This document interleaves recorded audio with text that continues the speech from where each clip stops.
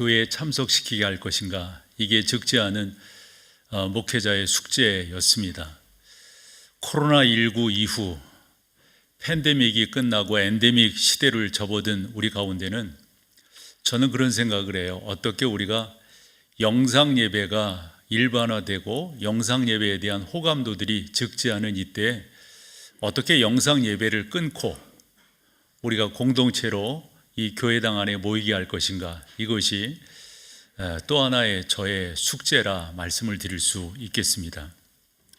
저는 무엇보다 중요한 것은 예배라고 생각합니다.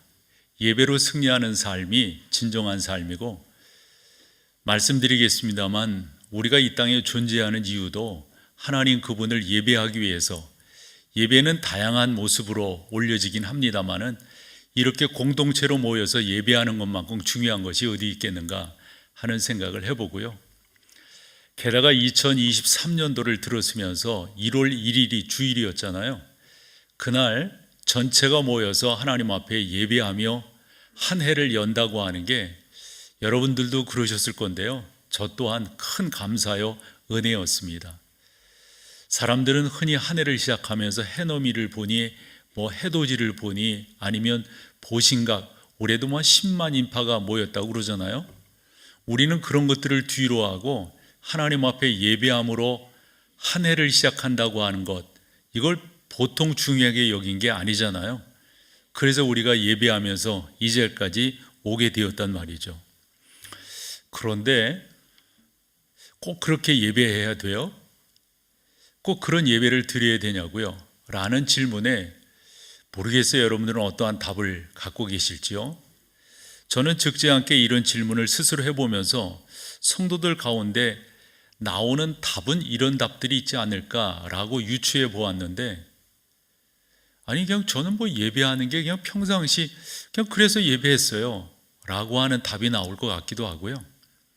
또 하나, 지난 시간들을 이렇게 뒤돌아보면 회개할 것들이 많은데 하나님 앞에 예배함으로 회개하는 거, 그거 좋잖아요.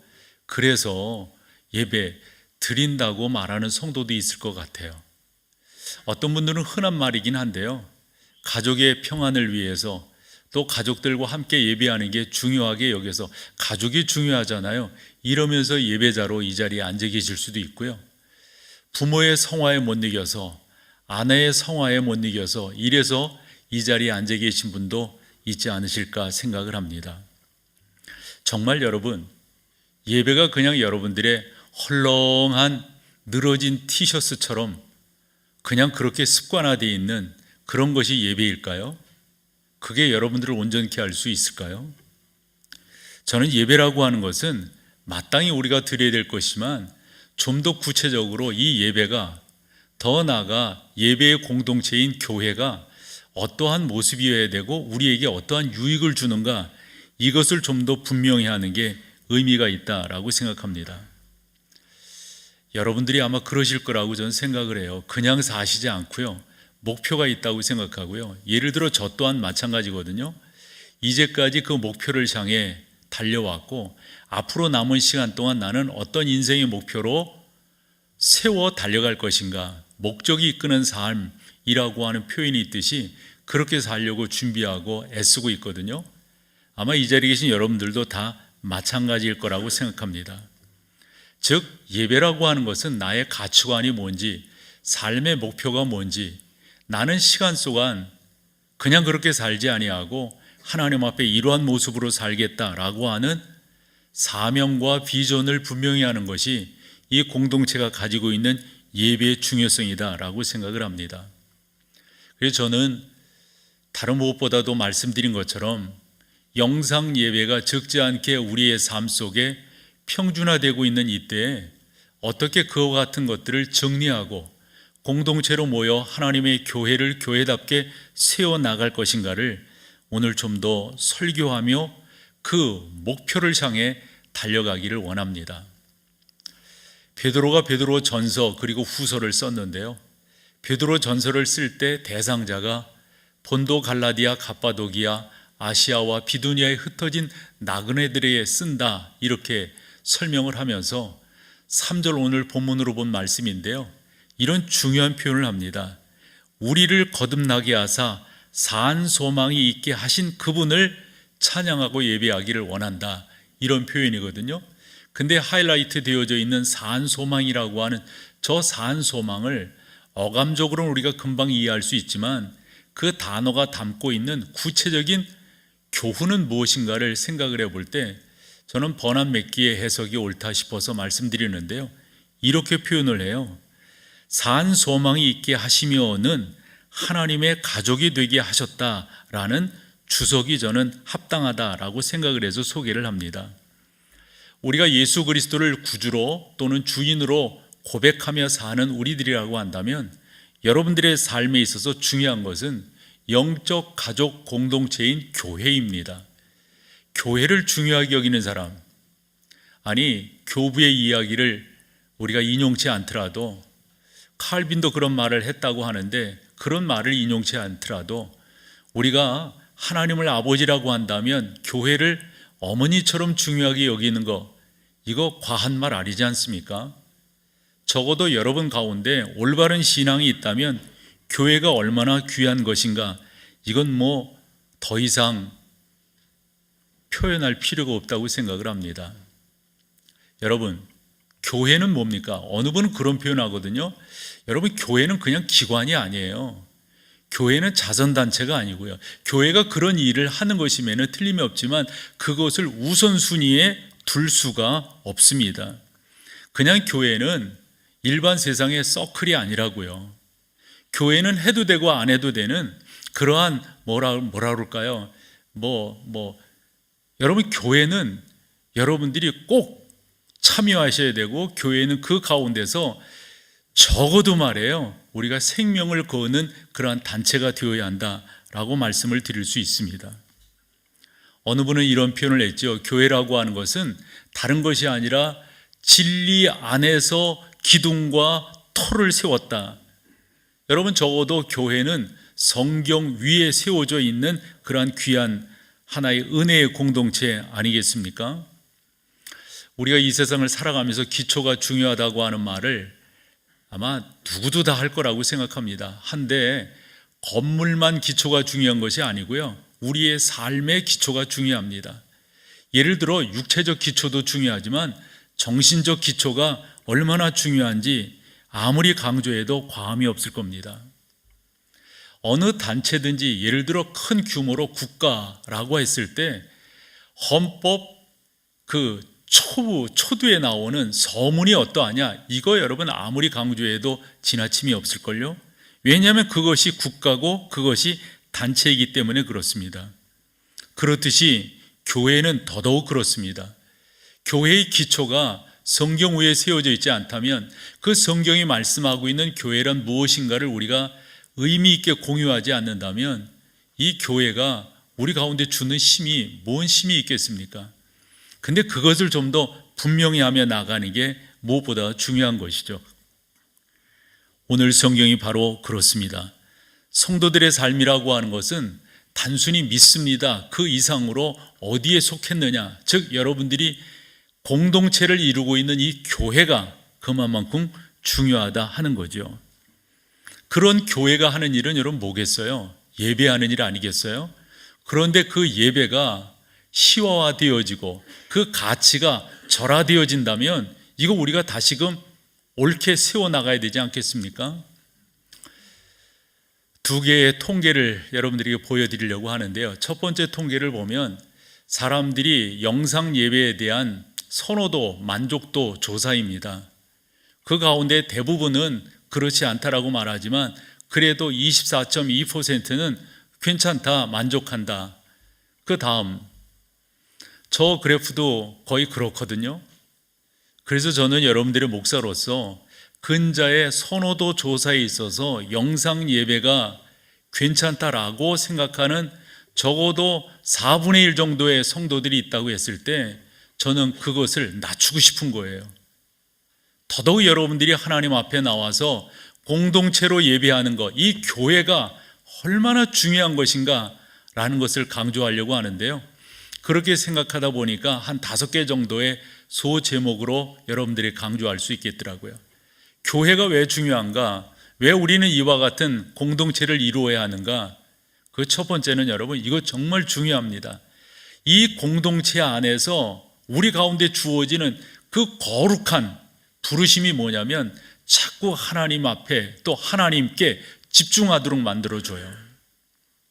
교회가 아니라면 여러분 집중하기 곤란해요. 예를 들어 영상 예배를 드리면서 그렇죠. 신앙생활을 이제껏 해오셨기 때문에 몰라요. 1년, 그것도 저는 길다고 보는데요. 2년, 이렇게는 버틴길지 모르지만 우리가 이런 만남을 갖지 아니하고 나의 신앙을 지속시켜 나갈 수 있다? 이 공동체를 건강하게 생각하고 소중히 여기고 하나님 앞에 그리고 하나님께서 우리 가운데 허락해 주신 너무도 귀한 것이다 여기면서 나아가지 않는다면 이게 가능할까요? 그저 4분의 1 정도의 만족도가 있다고 해가지고 괜찮다고 여러분 생각하시겠어요? 부인하셔야 돼요. 부정하셔야 돼요. 교회로 나오셔야 된다고, 그래야 우리가 살 수 있다고, 그거 여러분 강조하셔야 돼요.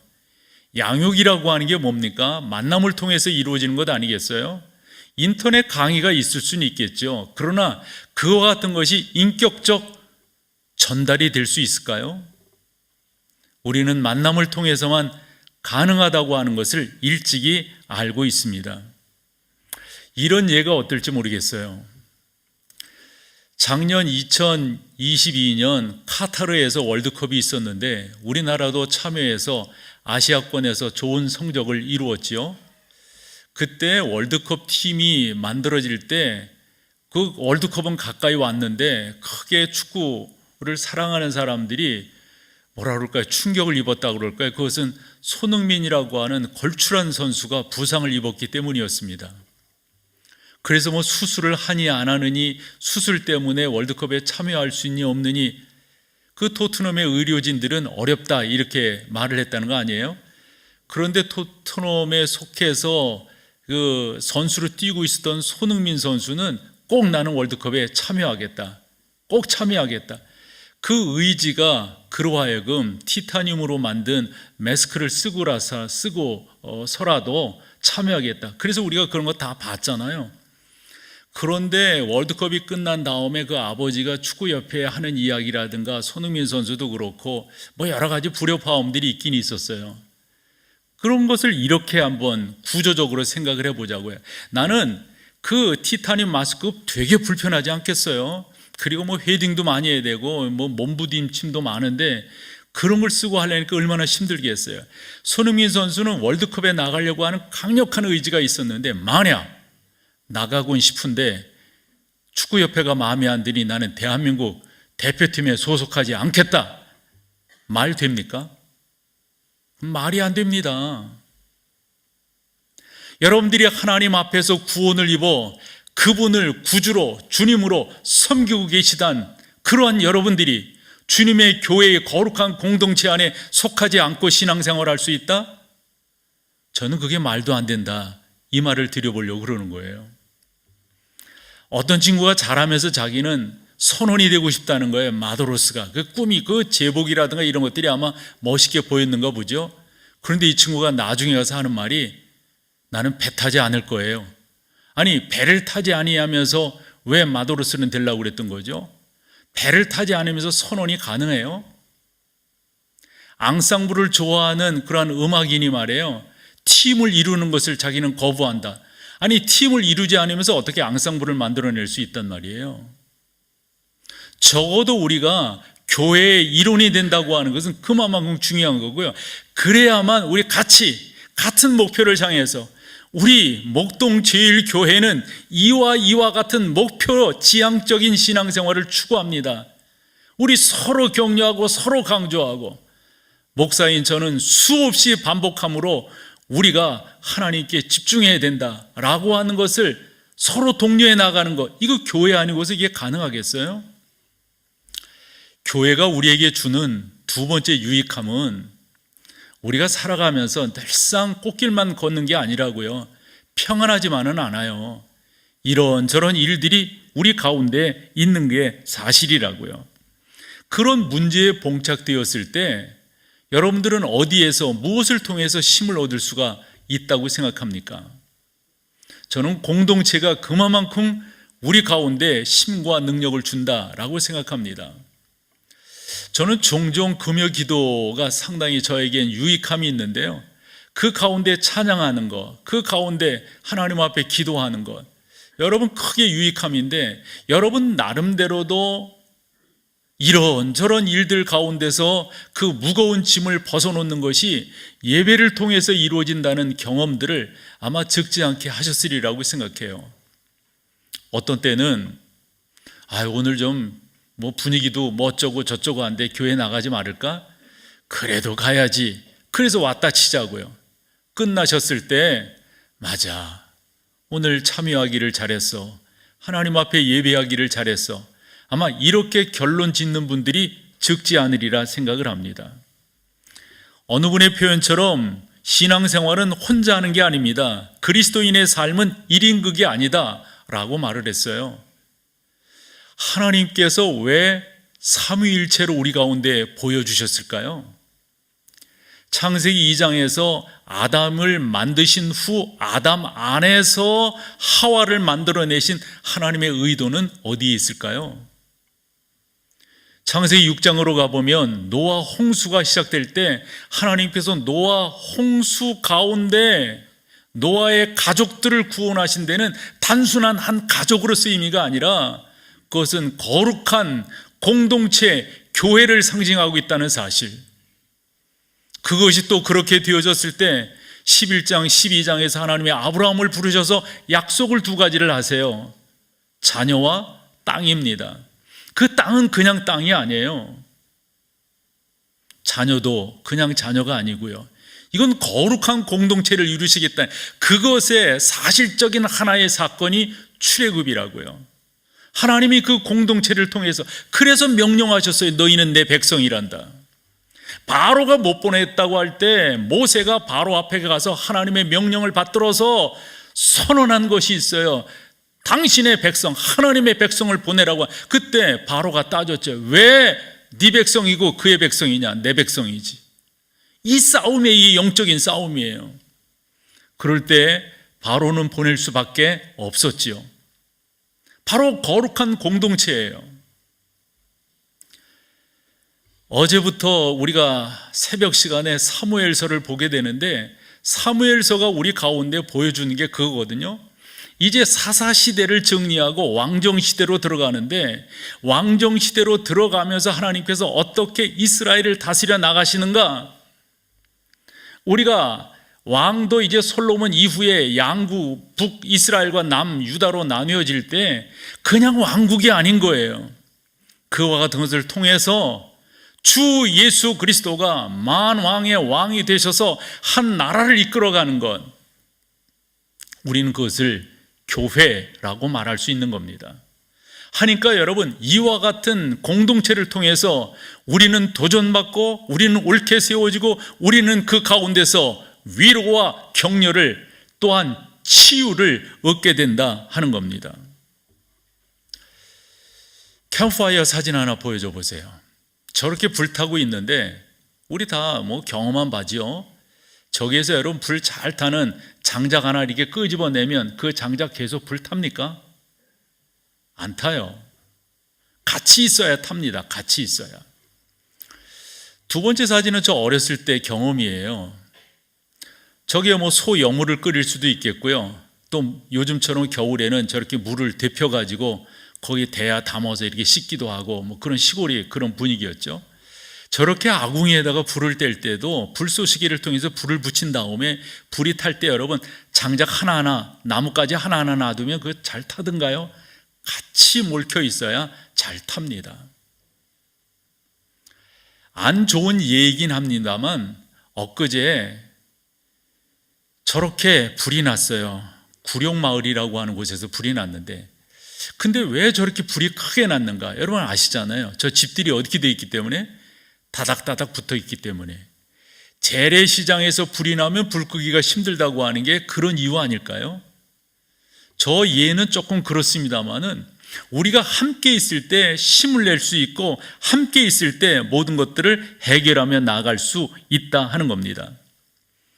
그래서 사도 바울은 로마에 보낸 편지 로마서 12장 4절과 5절에서 이렇게 말합니다. 우리가 한 몸에 많은 지체를 가졌으나 모든 지체가 같은 기능을 가진 것, 이건 여러분 아시잖아요. 우리 몸이라고 봤을 때 손 있고 발 있고 그러면 같지는 않지만 그 다음 절, 이것이 있어야만 내 몸을 이루듯이 교회도 그리스도 안에서 한 몸을 이루긴 이루는데 손이 발이 될 수 없고 발이 손이 될 수가 없어요. 우리 모두는 다 달라요. 그러나 여러분들이 모여서 주님의 거룩한 공동체를 이루어 나가는 것이죠. 그래서 이 공동체 안에서 서로를 돕고 지지하고 격려하는 것, 저는 설교문에다가 이런 표현을 제 스스로 썼는데요. 이렇게 목회의 연륜도 생기고 또 저도 이제 나이가 들어가면서 어떤 마음이 생기냐면 애비의 마음이 생기는 거예요. 훨씬 더 제가 젊었을 때보다, 제가 이 교회를 42살에 왔는데 지금 벌써 23년이 되니까 제 나이가 어느 정도 연상이, 계산 빨리 하셔야 됩니다.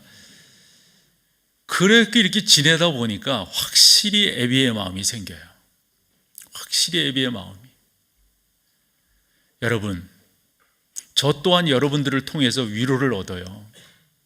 여러분들의 기뻐하시는 모습, 여러분들의 회복되시는 모습, 여러분들의 교회를 사랑하는 그러한 모습을 보면서 또 도전을 받아요. 교인들도 저렇게 열심히 하시는데 내가 지금 뭐 하고 있는 건가? 라고 말이죠. 열심히 해야지. 우리 사랑하는 성도들이 주님의 교회를 세우기 위해서 그렇게 수고하고 애쓰고 그렇게 마음을 모아 주었는데, 그러면서 저 또한 위로가 되고 격려가 되고 치유가 되고 다시 한번 용기 백배해서 영적 힘이 돋구어져서 하나님 앞에 세워지게 되듯 여러분 또한 마찬가지 아니시겠는가 하는 겁니다. 왜 교회가 우리 가운데 필요한가? 내가 믿고 있는 그 믿음에 대한 확실함을 교회의 공동체가 만들어주기 때문에 그렇습니다. 저는 예배를 드리면서 늘상 오프닝 멘트를 그렇게 하죠. 여러분들이 앉아 계신 그 자리는 너무 귀한 이유가 뭐예요, 여러분? 하나님께서 찬양과 영광과 존귀를 받으시는 그러한 귀한 자리이기 때문에, 여러분들이 바로 예배자로 이 자리에 앉아 계시기 때문에 참 중요한 자리입니다. 사랑하는 여러분, 우리 교회는 사람의 인기를 목적으로 하지 아니하고 사람들이 교회 안에서 서로 뭐 그런 인간적 관계로 우리는 모여 있지 않고, 우리는 철저하게 모든 영광을 하나님께 올려드린다고 하는 거룩한 공동의 목표를 향해서 이 자리에 모여 있다고 하는 사실이에요. 아시잖아요. 제가 이 이야기를 몇 번 합니까? 헤아릴 수 없을 거예요. 앞으로도 헤아릴 수 없을 거예요. 말인즉슨 그런 말을 하는 이유는 간단합니다. 우리가 믿고 있고 우리가 따르고 있는 우리의 신앙의 가치관을 흐트러뜨리지 않게끔 하기 위해서 또 모으고 또 모으고 또 모아서 하나님 그분께만 집중하게끔 하려고 한 말 또 하고 표현한 표현 또 하고 조금 다듬어서 하고 조금 색다르게 하고 이럴 뿐이지, 우리는 그 길을 계속해서 가게 된다 하는 거죠. 말인즉슨 여러분들이 어디를 향해서 달려가고 있는가? 여러분들의 신앙은 무엇인가? 여러분들은 어떤 목표를 향해서 달려가고 있는가를 이 교회 공동체 안에서 계속해서 확인하고, 그렇구나, 우리는 그 길을 향해서 달려가는구나. 저는 코로나19 때도 이런저런 이야기가 많았지만 어떻게 해서든지 예배를 지키려고, 예배를 살리려고, 영상으로 녹화해서 할 수도 있지만 제 시간에 예배를 하려고 수없이 노력을 해왔습니다. 그만큼 예배가 중요하기 때문입니다. 저는 특별히 바깥에 나가서 제가 있지 않는 이상 교회당에 있을 때 새벽 예배를 아마 제 기억으로는 빠진 적이 없는 것 같아요. 예고하지 않고 빠진 적이 없는 것 같아요. 이유는 간단합니다. 우리가 그렇게 서야 된다고 하는 것을 제 자신이 쓰고 여러분들에게 그 사실을 독려하기 위해서 바로 그렇게 해 나가는 것입니다. 히브리 성경을 보면 1장에서 13장까지를 이렇게 보았을 때 그 히브리 성경을 기록하게 된 목적이 그런데요, 교회 안에 예를 들어 두 그룹이 있다고 생각하시면 돼요. 유대교를 배경으로 한 그리스도인, 그래서 우리 유대 그리스도인 이렇게 말해요. 헬라의 상황을 배경으로 한 사람들, 그래서 그것은 헬라 그리스도인 이렇게 말합니다. 유대 그리스도인들 가운데 이런 사람들이 있었던 거죠. 예수 그리스도의 보혈로 말미암아 십자가로 말미암아 우리는 구원을 얻었습니다 라고 했더니 그런 배경을 가진 사람들이 이렇게 말하는 거예요. 2% 부족하지 않아요?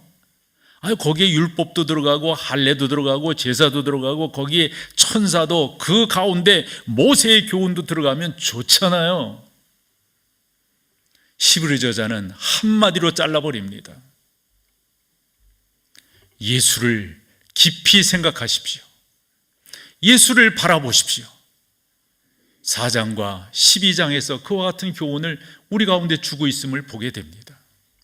계속해서 그러는 거예요. 이와 같은 당시 상황을 우리가 히브리서 6장 1절과 2절에서 읽을 수가 있는데요, 1절에 보면 그러므로 우리가 그리스도의 도의 초보를 버리고, 초보라고 하는 말이 뭐예요 여러분?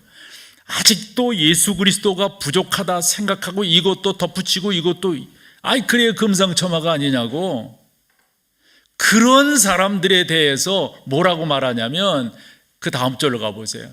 뭐라고 말하냐면 그 모든 것들을 여러분 완전하게 덜어내고 완전하게 하나님 그 은혜 가운데로 나가야 될 것이다 설명하고 있음을 보게 됩니다.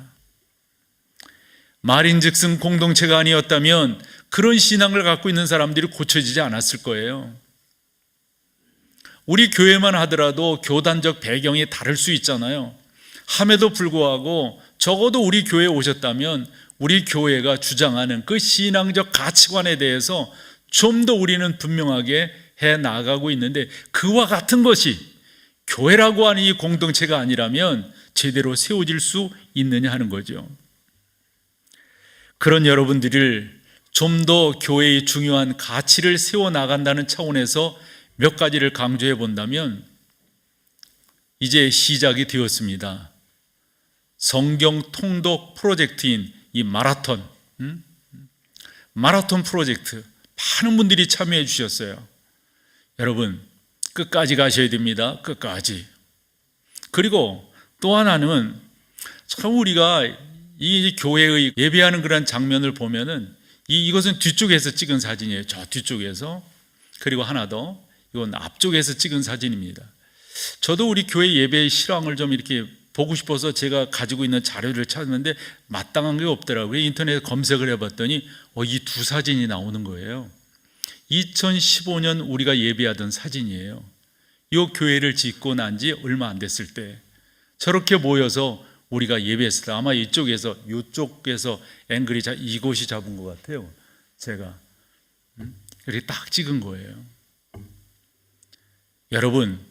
여러분들이 예배에 철저하게 참여하신다면 이 예배를 통해서 여러분들이 세워져 갈 거예요. 또 하나의 사진은 좀 전에 봤던 사진인데요, 그 다음 또 하나 더요. 이게 뭐냐면 여러분, 성장반 강의한 그 사진들이에요. 우리 교회 같은 경우 1년에 2번 3달씩 성장반을 하니까 그때 여러분들이 참여하셔서 한다면 적어도 여러분들이 무엇을 믿고 있는지, 여러분들은 어느 방향으로 나가고 있는지가 확실해질 거다라고 믿어 말씀을 드린 겁니다. 교회가 우리에게 중요한 것 네 번째는 적어도 여러분들이 무슨 일을 해야 될 것인가, 나의 사역은 어디에 적합한가 하는 것들을 찾도록 도와준다라는 건데요. 왜 이런 것들이 우리 가운데 중요하냐면 에베소서 2장 10절인데요. 그 성경을 보시면 우리는 그가 만드신 바라요. 만드신 바라고 하는 것은 우리는 그분의 작품이다 하는 거죠. 작품이라고 하는 말을 그 가운데는 여러분 뭐예요? 여러분 한 분 한 분은 다 독특한 그리스도의 사람이다 라고 하는 의미가 저 안에 담겨져 있는 거예요. 작품은 두 개가 있을 수 없잖아요. 하나만 있는 거니까. 그런데 하나님께서 우리를 그리스도 안에서 왜 그렇게 부르셨냐면, 또한 우리를 그리스도 안에서 무엇하라고? 선한 일을 하라고. 선한 일이 뭐겠어요, 여러분? 이것을 우리는 다르게 표현해서 사역이다, 이렇게 표현하는 거예요. 적어도 여러분들이 예수 그리스도 안에서 구원함을 입었다면 여러분들은 뭔가 일하고 계셔야 돼. 그 일하심의 가장 중요한 것은 복음 전하는 겁니다. 복음 전하는 것은 바깥에 있는 사람만이 아니라 우리 가운데도 서로 복음이 전해져야 합니다. 뭐가 진짜 복음인가? 뭐가 진짜 예수 믿는 것인가? 라는 것이 말이죠. 그것이 교회가 존재하기 때문에 우리 가운데 아주 귀중하게 전해지는 거라고 저는 생각을 합니다.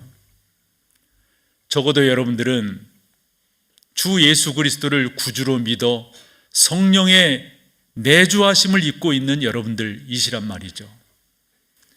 성령이 너희 안에 거하시면 너희가 권능을 받고 예루살렘과 온 유대와 사마리아와 땅끝까지 이르러 당신의 증인이 되라고 하셨잖아요.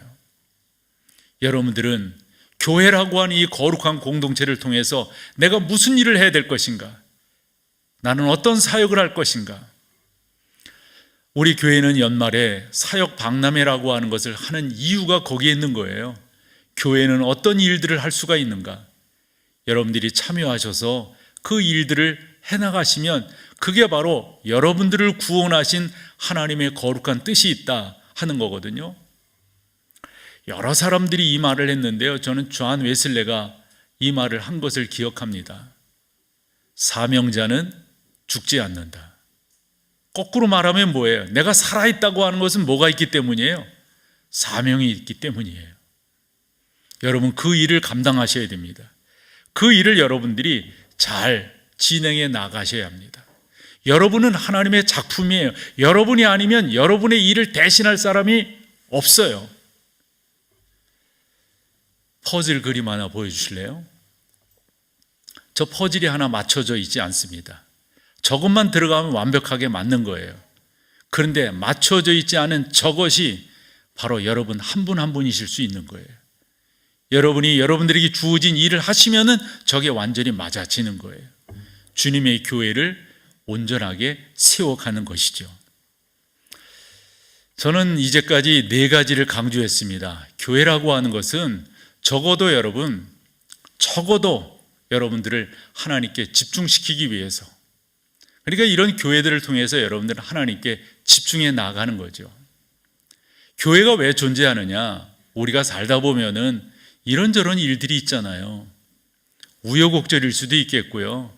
또 원치 않는 그런 일들을 만났을 때 여러분들이 그 가운데서 치유함을 얻을 수가 있어요. 교회가 그만큼 중요한 것입니다. 3번째로 교회의 역할은 내가 무엇을 믿고 있는가, 나는 어느 목표를 향해 달려가고 있는가를 좀 더 분명하게 해준다고요. 4번째는 금방 말씀을 드렸습니다. 여러분들이 어떤 일을 하셔야 될 것인가, 그 사역에 대한 것입니다.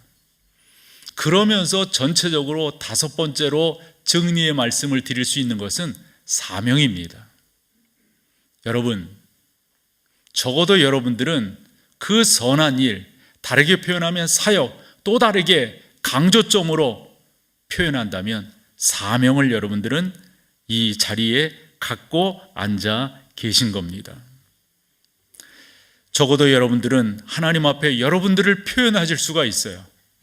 적어도 여러분들은 내가 주 예수 그리스도를 믿어 구원받은 사람이라고 하는 것을 다른 사람들에게 표현할 수가 있습니다. 적어도 여러분들은 이와 같은 사명이 있습니다. 하나님은 나를 그 사명 가운데 지금 이 자리에 거하게 하시는 거죠. 사도 바울은 그런 차원에서 너희는 이 세상에 편지라고 그랬어요. 편지라고 하는 말은 그분의 대사라고 하는 말입니다. 예수 그리스도를 대신해서 여러분들이 이 땅에 계시는 거예요. 여러분들을 보면 예수님이 누구인가를 볼 수 있는 거죠. 그래서 사도 바울은 또 다른 표현으로 여러분들은 그리스도의 향기라고 하셨습니다. 예수님은 여러분들은 이 세상의 빛이요 소금이라고 하셨습니다. 여러분들이 아니면은 여러분들의 일을 그 누구도 할 수가 없어요. 이런 강조점들을 이 교회라고 하는 거룩한 공동체를 통해서 우리가 강조하게 되는 것이니까요. 설교 후에도 의미 있는 찬양을 하겠지만 저는 이 찬양 가사가 참 좋더라고요. 원하고 바라고 기도합니다.